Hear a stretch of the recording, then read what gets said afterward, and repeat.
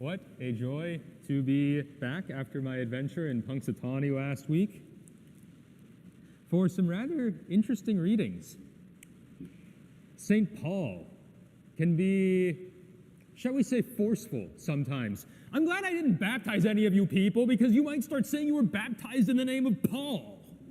It's a little forceful. But at the same time, we all need a bit of a kick in the pants sometimes to remind us that we don't so much follow this or that charismatic leader, no matter how great they may be, but that rather we follow Jesus Christ crucified and risen from the dead. And once we start affiliating ourselves more with a particular figure who is not Jesus Christ, then we run into some problems. And this is going to be one of St. Paul's constant themes throughout the first letter to the Corinthians, actually, that Christ is not divided. Paul wasn't crucified for you. The other apostles, they're just ministers of the grace of Jesus Christ. So we need to keep our eyes fixed on Jesus and not on any one particular figure, not on any particular group, but rather on Christ himself. And we see how disappointing this can be because when we lose that focus on Jesus Christ as individuals, as a church, we actually end up with unhappy, miserable lives. We see churches drying up. We see people seeking the truth. We see people seeking meaning in various other things, whether that's something like just spending hours mindlessly doom scrolling through Facebook or TikTok or Instagram. I recently got on Instagram. There's some funny stuff on there, and it can easily consume your life. Or people can go to other and more dangerous things. We see this in the constant tendency of our people to embrace secular ideologies that run contrary to the truth of the gospel. And while these may be appealing, ultimately they end up in sadness and rage, contrary to the joy, life, happiness, and peace that Jesus Christ offers us. And we see the importance of Jesus Christ again today in the feeding of the 5,000. We have the apostles. They're totally overwhelmed, as usual in the Gospels, so no surprise there. But in this case, they're totally overwhelmed because our Lord has told them to go and feed 5,000. And the end of the Gospel reading for today has this little note that we're talking 5,000 men, not women and children. So if we assume that there are at least as many women as there are men there, and if we assume that every couple has at least one child, we're running somewhere between 10 to 15,000 people that our Lord is telling his 12 disciples, give them something to eat. It's a little overwhelming, to say the least. They have 5 loaves of bread and 2 fish, and depending on how hungry any one person is, that might just be enough for a small snack for one person. And yet, this is what they have.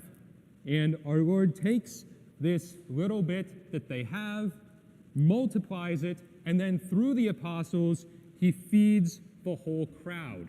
That which they were unable to do on their own, our Lord is able to do through them. And we see this happening in the many charitable works that the church continues to do throughout the world. We see it happening in the divine liturgy, where somehow weak human beings are able to offer the divine liturgy and then feed all of us with the supernatural food of the Eucharist. Our Lord continues to work through frail humanity in order to bring about the life and salvation of the world, for which we should all be very grateful. And let me be clear, it's not that our efforts don't matter.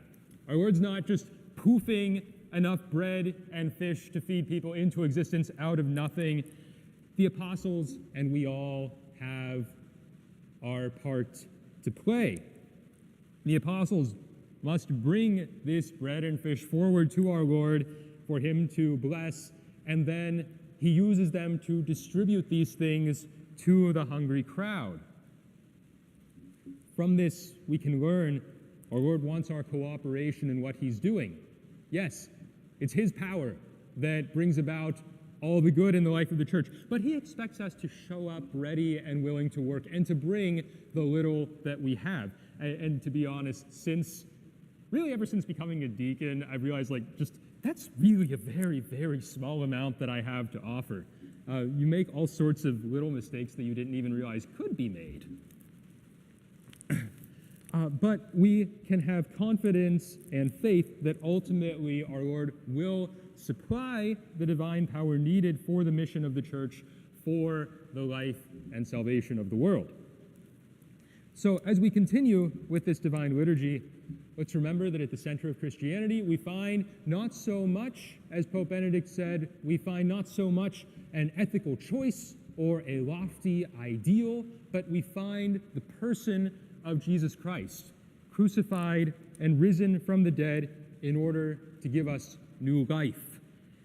He continues to be present and active in the life of his church. As he made the apostles able to feed 5,000 people, he continues to make us, weak again as we are, he continues to make us ministers and sharers of the grace, life, and joy that he wants to give to the whole world.